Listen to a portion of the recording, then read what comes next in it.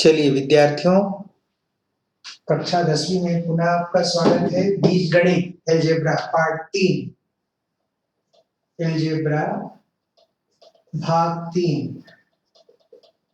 जिसमें 5 चैप्टर हैं अलजेब्रा में, मैं पहले ही बता चुका हूं। और माध्यमिक शिक्षा मंडल का ब्लूप्रिंट के हिसाब से 20 नंबर का यूनिट है, जिसमें 5 चैप्टर है। पहला चैप्टर का नाम फिर से बता दें, बहुपद, जो हम पढ़ चुके हैं। बहुपद पे डाउट्स क्लियर करेंगे। दूसरा चैप्टर का नाम है वर्ग समीकरण, जो पढ़ चुके हैं। तीसरा भी पढ़ने जा रहे हैं, रैखिक समीकरण। और चौथा जो पढ़ेंगे, अनुपात समानुपात। इसको भाग 4 के रूप में लेंगे। और पांचवा समांतर श्रेणी, इसको भाग 5 लेंगे। जिन विद्यार्थियों ने कुछ कारण से यदि क्लास अटेंड नहीं किया है, तो उसको वीडियो रिकॉर्डिंग मिल जाएगा बाकी चैप्टर्स के, जिसको देखकर आप समझ सकते हैं। और उम्मीद करते हैं कि हम बेहतर करेंगे, स्कोर करेंगे, समझेंगे। WLL पे पढ़ेंगे। बार बार WL बोला जाता है, विदाउट लर्निंग लर्न, समझ कर पढ़ना। तो चलिए आज हमारा भाग 3 में रैखिक समीकरण को प्रारंभ करते हैं। दो चरों का रैखिक समीकरण, दो चरों का रैखिक समीकरण। चलिए पहले बेस क्लियर करते हैं, फिर प्रॉब्लम बनाएंगे। a1x plus b1y plus c1 equal to 0 एक समीकरण है। दूसरा a2x plus b2y plus c2 equal to 0 दूसरा समीकरण है। इन दोनों समीकरण में हमें विभिन्न प्रकार के शर्तों का पता लगाना है। दो चर क्यों, x और y। x का गुणांक a1 है, y का गुणांक b1 है, c1 नियतांक है पहला समीकरण में। ठीक इसी प्रकार दूसरे समीकरण में x का गुणांक a2, y का गुणांक b2 और c2 नियतांक। तो शर्तें, पहला अद्वितीय हल। अद्वितीय हल कब होगा, जिसमें x और y का मान प्राप्त होता है, x और y का मान निकाला जा सकता है, उसको अद्वितीय हल कहते हैं। उसके लिए शर्त होता है a1/a2 not equal to b1/b2। कई पुस्तकों में इसे ऐसा भी लिखा जाता है, a1/a2 not equal to b1/b2 equal to c1/c2, but normally ये लिया जाता है। दूसरा है कोई हल नहीं, माने समीकरण को हल नहीं किया जा सकता, कोई हल नहीं। तो इसके लिए कंडीशन होता है a1/a2 equal to b1/b2 not equal to c1/c2। अर्थात यदि a1 a2 और b1 b2 बराबर हो तो x और y हल करने पे दोनों विलोपित हो जाएंगे, उसे हल नहीं किया जा सकता। मेरी बात समझ में आ रही है बच्चों, समझ में आ रही है? चलिए, और तीसरा है अनंत हल। अनंत हल, इसको बोलते हैं मेनी सॉल्यूशन। मेनी सॉल्यूशन, इसको बोलते हैं नो सॉल्यूशन, और इसको बोलते हैं सिंगल सॉल्यूशन। इसका शर्त होता है तीनों equal, a1/a2 equal to b1/b2 equal to c1/c2। ये तो दो चर वाले रैखिक समीकरणों को हल करने से पहले उनके नेचर जानना जरूरी है कि कब वो अद्वितीय हल होंगे, अद्वितीय हल वाले होंगे, कब कोई हल नहीं वाले होंगे, और कब अनंत हल वाले। इस पर कोई शंका? चलिए प्रश्न लेते हैं।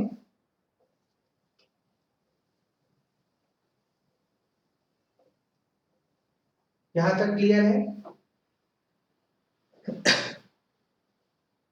अब समीकरण को 4 विधि से हल करते हैं। समीकरण, कोई भी जो रैखिक समीकरण है दो चर वाले, उसको 4 विधि से हल करते हैं। विलोपित, विलोपन विधि, प्रतिस्थापन, वज्र गुणन,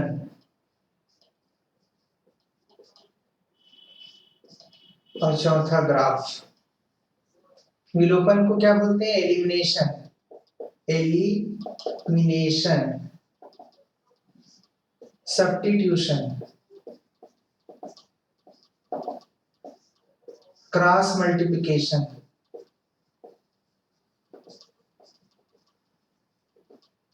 क्रॉस मल्टीप्लिकेशन, और fourth is known as a graph. इसको आप आलेख भी बोल सकते हो। इन चार विधि से कोई भी प्रश्नों को हल किया जा सकता है।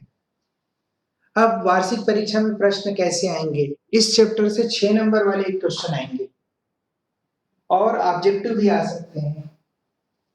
तो प्रश्न लेते हैं 1 बाय 1, एक प्रश्न लेते हैं और उसको चारों विधि से हल करते हैं। ठीक है, मिटा दें इसको। क्लियर? चलिए मिटा देते हैं। अब एक प्रश्न है,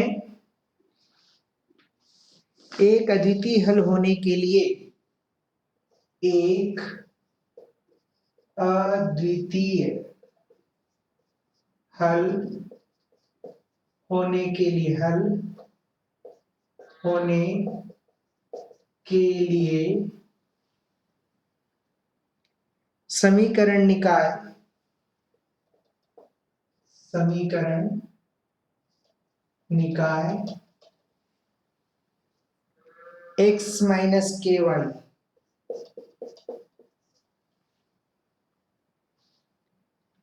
इक्वल टू 2,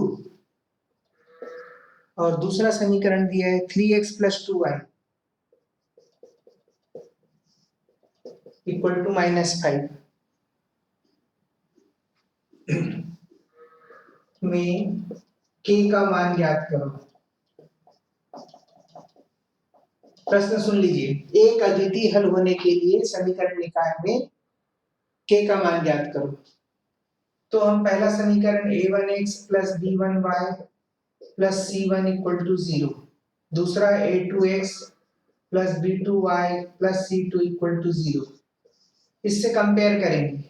तो यहाँ पर आप देख रहे हैं इक्वल टू है, इसको हम क्या लिख सकते हैं? x minus k Y minus 2 equal to 0 लिख सकते हैं। इसको ऐसे, इसको क्या लिख सकते हैं? 3x plus 2y plus 5 equal to 0। इसकी तुलना कर देंगे इनसे, इन दोनों से। तो क्या आप मुझे बताएंगे a1 बराबर क्या है? पहला समीकरण a1 बराबर 1, a2 बराबर 3, ऐसे ही b1 b2, b1 y का गुणांक माइनस के, y का गुणांक b2, y का गुणांक 2।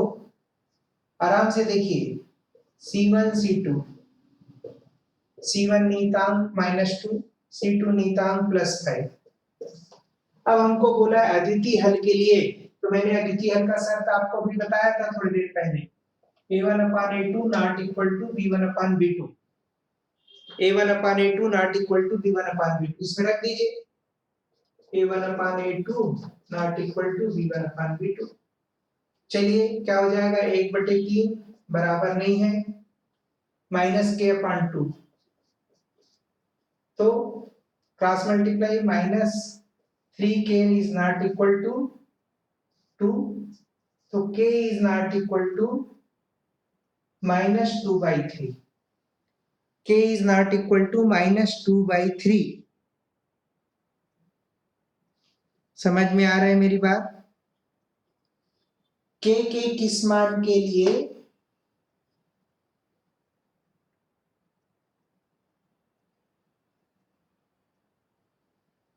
k का मान -2/3 नहीं होना चाहिए, उसको छोड़कर कोई भी मान हो सकता है। अब k का मान क्या हो सकता है? इसी में हमने दिया था इक्वल टू c1/c2, इसको यदि हम कंपेयर कर दें तो -k/2 इज इक्वल टू -2/5। तो cross multiply -5k is equal to -4, तो k इज इक्वल टू 4/5। यदि k का मान 4/5 है तो अद्वितीय हल होगा, और k बराबर नहीं है -2/3। तो प्रश्न को ध्यान से पढ़ना है। k के एक अद्वितीय हल होने के लिए समीकरण निकाय में k का मान नहीं होना चाहिए। k का मान ज्ञात करो, तो k नॉट इक्वल टू -2/3 और k इक्वल टू 4/5। तो k का मान 4/5। अभी एक दो प्रश्न और करते हैं, क्लियर हो जाएगा आपको। इस पे कोई दिक्कत, किसी को कोई प्रॉब्लम पूछ सकते हैं। तो अद्वितीय हल होने का शर्त होता है a1/a2 not equal to b1/b2। आगे बढ़ते हैं।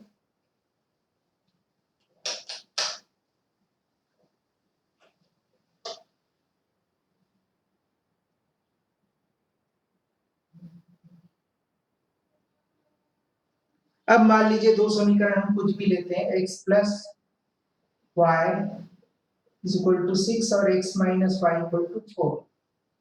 इस समीकरण को हमको चारों मेथड से हल करना है। तो सबसे पहले हम देखते हैं विलोपन विधि। ध्यान दीजिएगा, विलोपन विधि। विलोपन विधि में कोई भी प्रश्न को बनाने से पहले आपको x या y के गुणांक को बराबर करना होगा। यदि बराबर नहीं है तो अलजेब्रिक रूल फॉलो करते हुए उसे बराबर करना पड़ेगा। अभी तो हमने जो प्रश्न लिया उसमें बराबर है, x का भी गुणांक बराबर है, y का भी बराबर है, लेकिन y का विपरीत है। तो हमें दोनों समीकरणों में किसी एक का गुणांक बराबर और बराबर करना पड़ेगा। और यदि बराबर है किसी एक का गुणांक तो समीकरणों को घटाएंगे, और उसी समीकरण में यदि बराबर और विपरीत है गुणांक तो हम समीकरण को जोड़ेंगे। तो विलोपन विधि में देखिए x plus y equal to 6 और x minus y equal to 4। ये समीकरण 1 है, समीकरण 2 है। ध्यान दीजिए आप, x का गुणांक दोनों में 1 है, y का गुणांक 1 और ऋण 1 है। इसको जोड़ देंगे।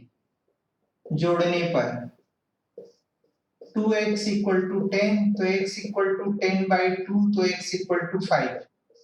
x का मान समीकरण 1 में रखने पर x plus y equal to 6, यहाँ 5 रख दिया तो y इक्वल टू 6 माइनस 5, तो y इक्वल टू 1 आ गया। इस मेथड को बोलते हैं विलोपन मेथड, विलोपन विधि, एलिमिनेशन मेथड। यहां पर हम एलिमिनेशन भी लिख देते हैं, एलिमिनेशन। अब इसी प्रश्न को हम बनाते हैं प्रतिस्थापन मेथड से। प्रतिस्थापन यानी सब्स्टिट्यूशन।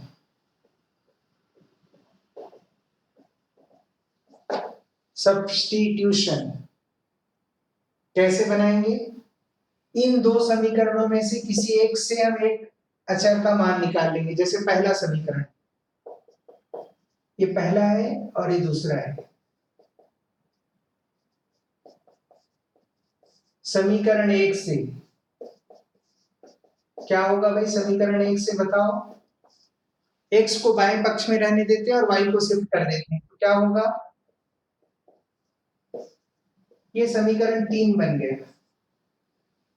अब x का मान समीकरण 2 में रखने पर, 1 में नहीं रखेंगे क्योंकि 1 का हल समीकरण 3 है। तो समीकरण 2 क्या है? x बराबर क्या रखूंगा मैं? 6 माइनस वाई, 6 दोनों -2y हो जाएगा। -2y बराबर 4 ऋण 6, यहाँ पक्षांतर कर दिया तो -2y बराबर -2, दोनों माइनस विलोपित हो गया तो y की वैल्यू 2/2, तो y की वैल्यू 1 आ गई। यहाँ भी y बनाया था। अब क्या होगा?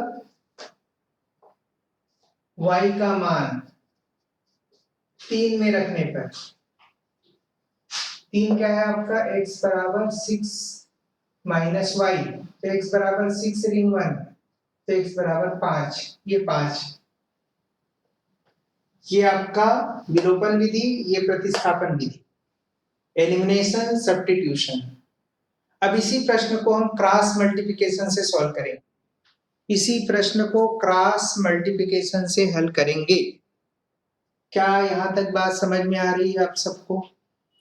फिर से देख लीजिए, विलोपन विधि में क्या है, x का या y का गुणांक बराबर होना चाहिए या विपरीत होना चाहिए, नहीं है तो उसे बराबर करना पड़ेगा मल्टीप्लाई करके। तो यहां पर हम देख रहे हैं y का गुणांक बराबर और विपरीत है, हमने विलोपित कर दिया, हल किया, x का मान आया, x के मान को समीकरण 1 में रखा, y का आ गया। ये है आपका विलोपन विधि। जबकि प्रतिस्थापन में हम क्या करते हैं, समीकरण 1 से x या y का मान, तो मैंने x को लेफ्ट में रखा, y को दाईं ओर शिफ्ट कर दिया, ये समीकरण 3 हो गया। अब समीकरण 3 से x का मान 2 में रखने पर, तो x के बदले 6 माइनस वाई रख दिया, जो अलजेब्रिक रूल है उसको फॉलो करते हुए मैंने x और y का मान निकाल लिया। यहां से y का मान आया, फिर y का मान समीकरण 3 में रख दिया, तो x का मान आ गया। तो क्या यहां तक समझ में आ गया? चलिए इसी प्रश्न को हम वज्र गुणन विधि या क्रॉस मल्टीप्लिकेशन से सॉल्व करते हैं। इस प्रश्न को हम ऐसा लिख सकते हैं क्या, x plus y minus 6 equal to 0, x minus y minus 4 equal to 0। अब इसकी तुलना हम करेंगे किससे, a1x b1y c1 और इसका a2x b2y c2, और एक फार्मूला है x अपान b1 b2 c1 c2, y अपान a1 a2 c1 c2 और -1 अपान a1 a2 b1 b2, ये फार्मूला है। चलिए मान रखते हैं, b1 b2 क्या है, 1 और -1, c1 c2 -6 -4, y a1 a2 1 minus a1 a2 1 1 c1 c2 -6 -4, a1 a2 1 1 b1 b2 1 -1। अब इसमें इस तरह से मल्टीप्लाई करेंगे, इसमें ऐसा कैसे, जरा ध्यान से देखेंगे आप। x हिंदी का जो चार्ट लिखते हैं, ये डायरेक्शन, और इसको नेगेटिव साइन लेना है, और ये डायरेक्शन। तो ध्यान से देखेंगे, 1 इंटू -4 और यहाँ फार्मूला का नेगेटिव लगाऊंगा, और ये -1 into -6 plus 6 equal to y।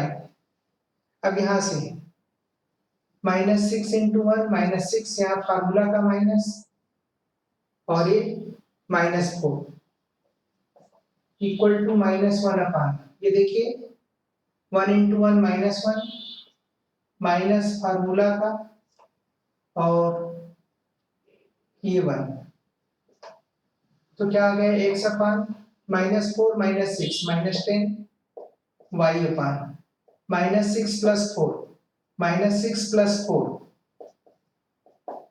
-1, ये -2, ये कैंसिल हो गया।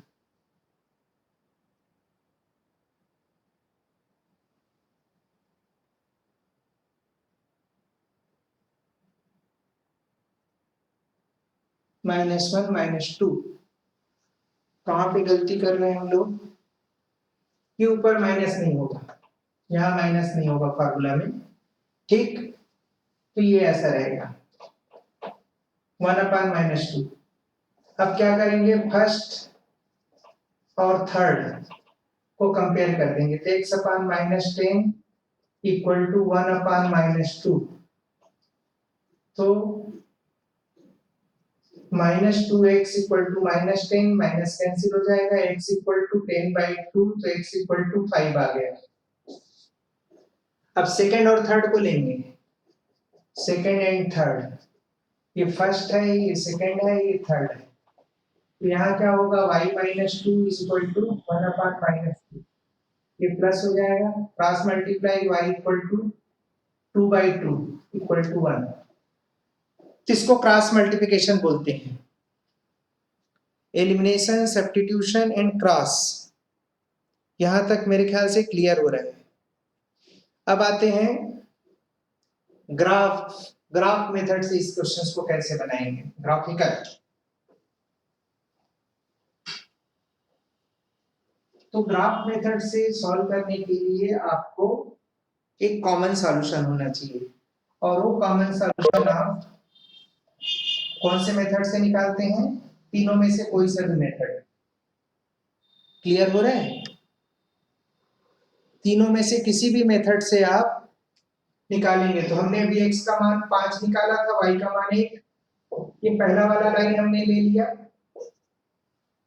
अब आप जरा ध्यान से देखिए, x का मान यदि मैं शून्य रखता हूं तो y का मान क्या आ जाएगा 6, और यदि y का मान शून्य रखता हूं तो x का मान 6 आ गया, पहला सरल रेखा के लिए। दूसरा आपका क्या है 4, यहां पर कॉमन पॉइंट वही लेंगे आप, पहला वाला। कैसे? 5 और 1। अब मान लीजिए मैं x का मान शून्य रखता हूं तो y ऋण 4 आ जाएगा, y का मान शून्य रखता हूं तो x धन 4 आ जाएगा। अब इसके लिए हमें ग्राफ खींचना है, कोई ज्वाइन नहीं किया। इसके लिए हमें ग्राफ खींचना है। तो बोलिए मिस्टर अनिल देश, मिस्टर अनिल, मिस्टर अनिल, अनिल देश लहरे को मेरी आवाज सुनाई दे रहा है? हेलो, चलिए x dash, x, y dash और ये मूल बिंदु। x बराबर 5, 1 2 3 4 5, और x बराबर y बराबर 1, तो ये आपका 5 कामा 1 हो गया। पहले लाइन के लिए खींच रहे हैं, x बराबर 0, y बराबर 6, 2 3 4 5 6, ये हो गया आपका 0 6। अब x बराबर 6, 1 2 3 4 5 6, ये हो गया 6 कामा 0। अब ये तीनों पॉइंट को ज्वाइन कर दो, ये पहला लाइन जिसका नाम है आपका x plus y equal to 6। अब दूसरा लाइन खींचते हैं, 5 1 तो वही होगा पॉइंट, 0 माइनस 4, 0, y की वैल्यू -4, ये 0 कामा -4, 4 कामा 0, 1 2 3 4, 4 कामा 0, ये होगा आपका। अब इसको ज्वाइन कर दीजिए आप, ये यहां से जाएगा, आपको लाइन ठीक से लेना पड़ेगा, ये 5 कामा 1, तो ये जो इंटरसेक्टिंग पॉइंट है ग्राफिकल मेथड हो गया। तो इस तरह से हम कोई भी समीकरण को किसी भी मेथड से हल कर सकते हैं। यहां तक समझ में आ गया? चलिए आगे बढ़ते हैं। ग्राफ में हमें पैमाना भी लिखना होगा, क्योंकि हम ग्राफ में पढ़ चुके हैं, तो पैमाना आपको लिखना होगा। अब एक प्रश्न है, k के किस मान के लिए समीकरण अद्वितीय हल है? प्रश्न है आपका x minus k y equal to 2, 3x plus 2y equal to -5, k के किस मान के लिए अद्वितीय हल है? तो फिर से इसकी तुलना कर देंगे, a1x प्लस b1y, चाहो तो इसको c1 भी ऐसा लिख सकते हो, a2x b2y c2। तो मुझे बताओ a1 अपान a2 क्या है? 1/3, b1 अपान b2 क्या है? -k/2। अद्वितीय हल का शर्त होता है a1 upon a2 not equal to b1 upon b2, इसमें मान रख दीजिए। तो 1/3 not equal to -k/2, cross multiply, -3k not equal to 2, तो k is not equal to -2/3, यानी k बराबर ऋण 2/3 को छोड़कर अन्य कोई भी मान, k बराबर ऋण 2/3 को छोड़कर अन्य मानों के लिए k अद्वितीय हल रखेगा, अद्वितीय हल रखेगा। अगर पुस्तक k के किस मान के लिए अद्वितीय हल नहीं है तो हमारा आंसर यही खत्म हो जाता। प्रश्न पूछा था k के किस मान के लिए, तो आपको यहां तक बनाना पड़ेगा। क्या यहां तक समझ में आ रहा है मेरी बात? निश्चित रूप से आ रहा है। अब परीक्षा में प्रश्न कैसे आता है, चलिए एक 6 नंबर का प्रश्न हल करते हैं जो वार्षिक परीक्षा 2020 के प्रश्न पत्र में आया हुआ है। बहुत आसान प्रश्न है, समझना है। 6 नंबर का प्रश्न, क्वेश्चन नंबर 17। 5 वर्ष पूर्व, 5 वर्ष पूर्व मेरी आयु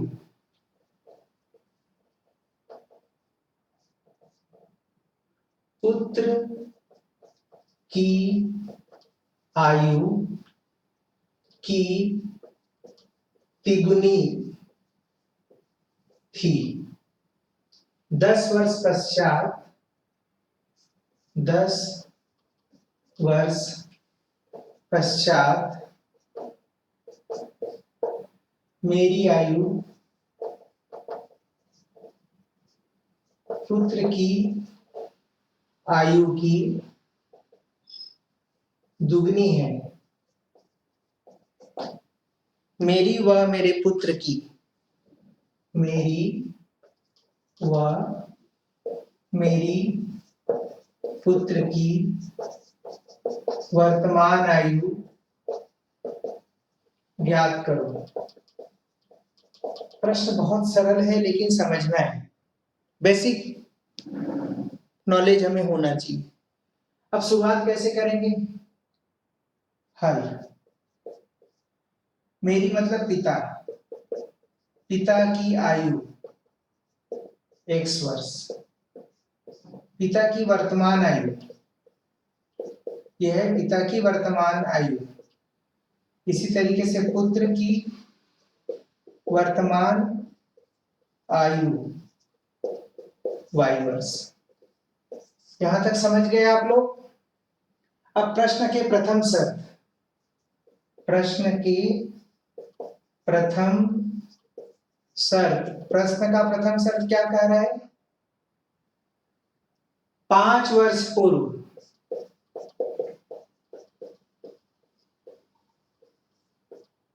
मेरी आयु पुत्र की आयु से 3 गुना है। तो सबसे पहले बताओ, जैसे आज 2020 है, 5 वर्ष पूर्व, तो 5 घटाएंगे 2015, तो पिता की आयु x है, तो 5 वर्ष पूर्व, 5 वर्ष पूर्व पिता x - 5 हो जाएगा और पुत्र y - 5 हो जाएगा। शर्त 3 गुनी है, ये पिता ऑलरेडी 3 गुना है, इसलिए हमको पुत्र को 3 गुना करना पड़ेगा। अब इसको हल करते हैं। y - 5, 3y - 15, सबको पक्षांतर करते हैं। ये x है, x - 5 बराबर 3y - 15, पक्षांतर, तो क्या हो जाएगा बताइए? x ऋण 3y = ऋण 15 धन 5, तो समीकरण क्या आ गया? x ऋण 3y बराबर ऋण 10। ये समीकरण नंबर 1 आ गया। कोशिश करोगे तो बहुत आसान है। फिर से सुनो, पिता और पुत्र हैं, पिता की उम्र को हमने x माना और पुत्र को y माना, वर्तमान आयु। प्रश्न कहता है आज से 5 साल पहले, तो हमने दोनों में 5 घटा दिया, x ऋण 5 y ऋण 5। प्रश्न कहता है कि पिता की आयु 3 गुनी है पुत्र से, तो हम पिता, ये पिता है, पिता, और ये पुत्र है।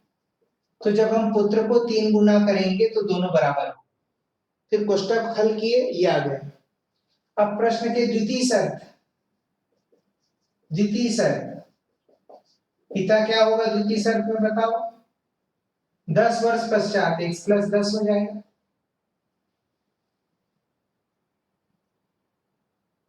और पुत्र क्या होगा?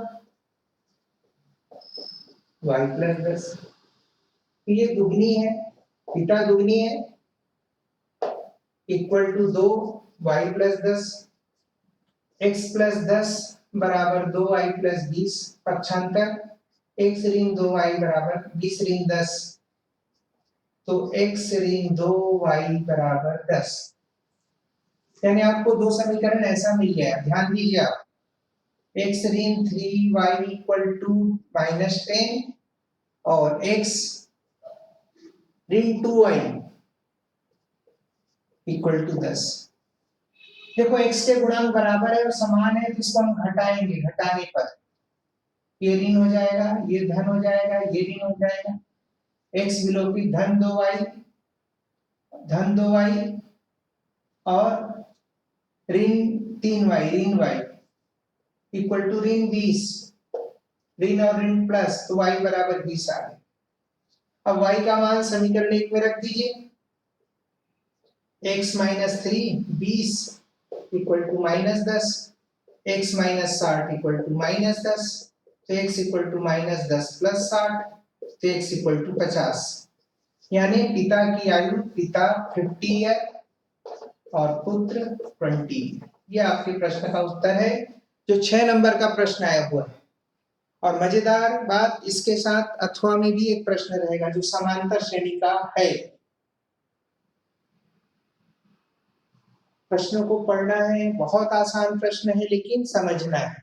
कैसे समझेंगे? कैसे समझेंगे?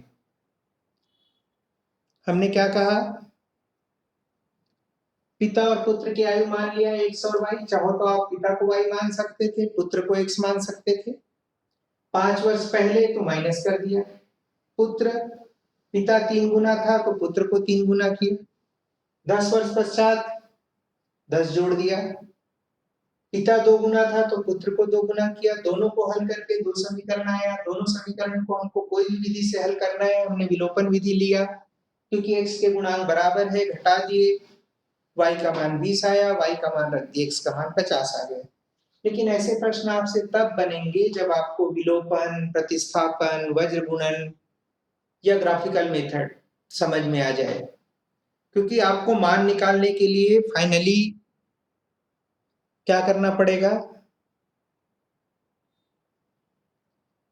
मान निकालने के लिए फाइनली आपको मेथड मालूम होना चाहिए। तो यहां तक क्लियर है, मैं मानूं? और एक आध प्रश्न करते हैं, हमारे पास समय है अभी।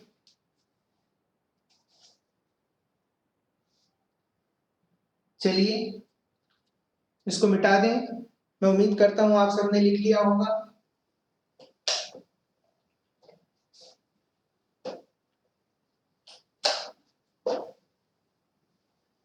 देखिए, आप 10th क्लास में हैं, बहुत सारी बातें 9th में पढ़कर आए हैं। अब जैसे एक प्रश्न है, x plus y equal to 7 और x ऋण y इक्वल टू -1। इसको विलोपन विधि से हल करना है। विलोपन कैसे करेंगे? विलोपन विधि में हल करते समय x और y के गुणांक देखना है, दोनों में किसी एक का गुणांक बराबर होना चाहिए।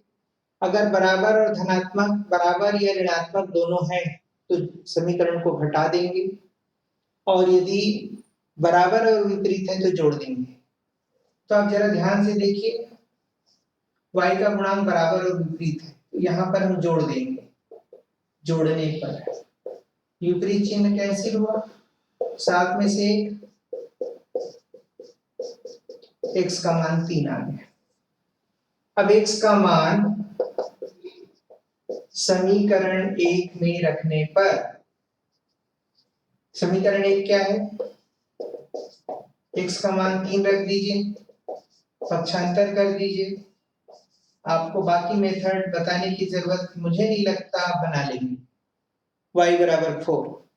अब इसी प्रश्न को यदि प्रतिस्थापन विधि से बोला जाए तो आपको प्रतिस्थापन विधि मानना पड़ेगा। तो ये प्रश्न विलोपन विधि से था, तो हमने विलोपन विधि से इसको हल कर लिया।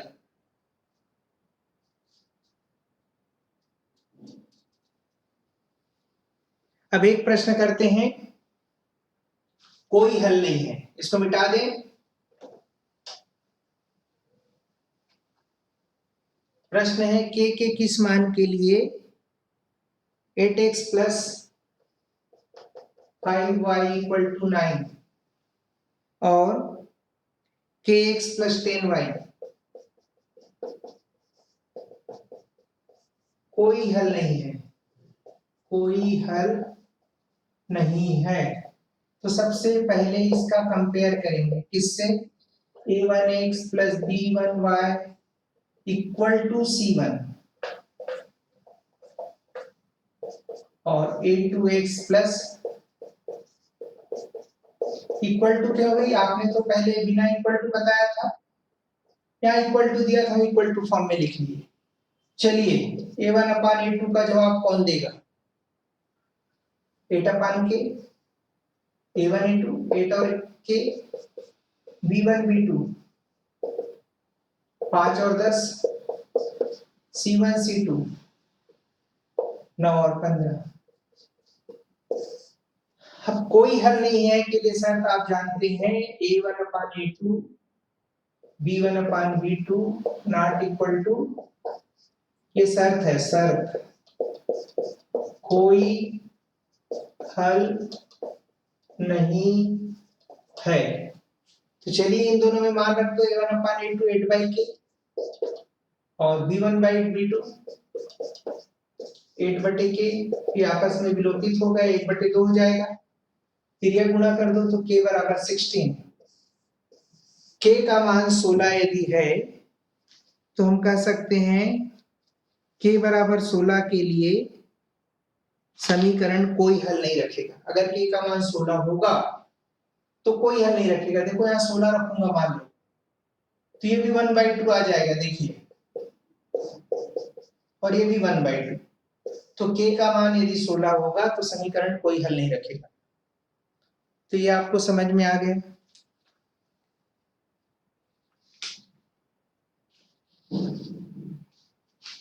चलिए एक प्रश्न और हल करते हैं। दिए गए समीकरण को वज्र गुणन विधि से हल करो। वज्र गुणन विधि।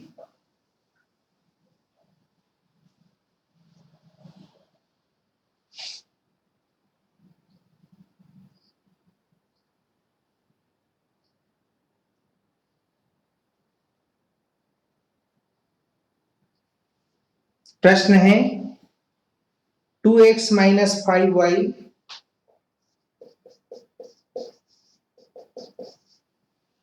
और दूसरा है x माइनस 4y।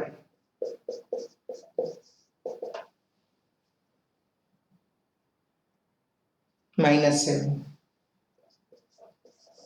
प्रश्न है वज्र गुणन। तो क्या करेंगे? पहला वाला a1x plus b1y c1, a2x b2y c2। तो चलो x अपान y अपान और ये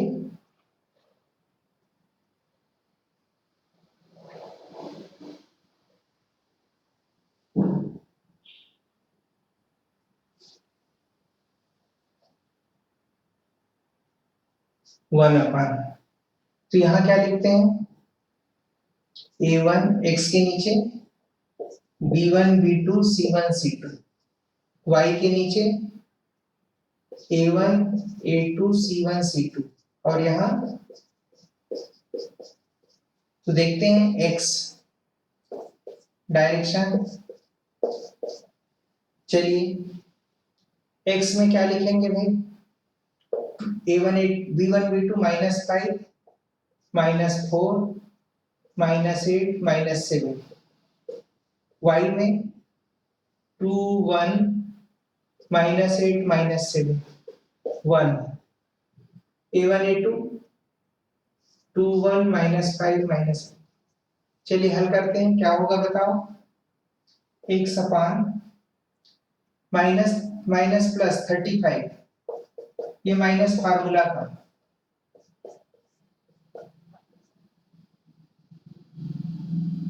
ये भी प्लस 28 y -8, ये माइनस फार्मूला का, और -14 इक्वल टू 1 अपान -8, ये माइनस फार्मूला का, -5। तो x अपान 35 में से 8 निकाल दो 7, y अपान ये प्लस 14, 14 में से 8 निकाल दो 6, ये +5 और -8 -3।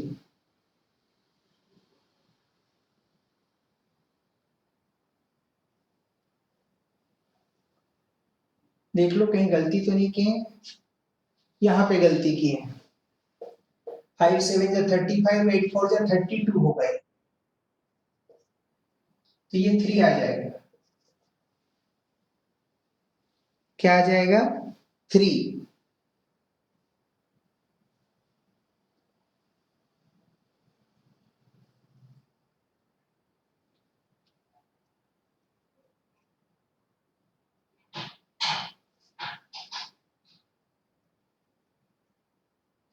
यहाँ भी माइनस होगा, शायद पिछले एग्जांपल में हम लोगों ने कुछ गलती किया होगा, देखते हैं।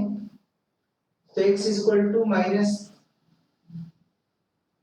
ये माइनस होगा यहाँ फार्मूला में, तो x इक्वल टू 3/3 1 हो जाएगा, और y इक्वल टू 6/3, तो y इक्वल टू 2 हो जाएगा। हमने थोड़ी देर पहले एक प्रॉब्लम लिया था, उसमें माइनस का कुछ मिस्टेक किए थे, उसको देख लेंगे एनीवे। तो फॉर्मूला में यहाँ माइनस होगा, ध्यान रखना है आप। चलिए, तो इस तरह से रैखिक समीकरण को समझा जा सकता है, और भी समय लेंगे, उम्मीद करते हैं हम लोग इस पे काम करेंगे। तो वज्र गुणन मेथड का फार्मूला को मैं एक बार और क्लियर कर देता हूं ताकि कंफ्यूजन ना हो। x b1 b2 c1 c2, इसमें इस दिशा से मल्टीप्लाई करेंगे, a1 a2 c1 c2, इसमें इस दिशा से, और -1 अपान a1 a2 b1 b2। जब मल्टीप्लाई करेंगे हिंदी का जो 4 ऐसा लिखते हैं, और इस साइन को नेगेटिव, यानी इसको मल्टीप्लाई करूंगा तो क्या होगा, b1 c2 minus b2 c1, यहाँ इधर से a2 c1 minus c2 a1, और यहाँ a1 b2 minus a2 b1। ये सब नंबर रहेंगे प्रश्न में, ये प्रश्नानुसार सॉल्व कर देंगे, आंसर आ जाएगा। चलिए, आप सब लोग को बहुत बहुत धन्यवाद। इस तरीके से उम्मीद करते हैं कि लीनियर इक्वेशन आपको समझ में आया होगा, और प्रॉब्लम और करेंगे, क्लियर हो जाएगा। धन्यवाद, आप सबको नमस्कार।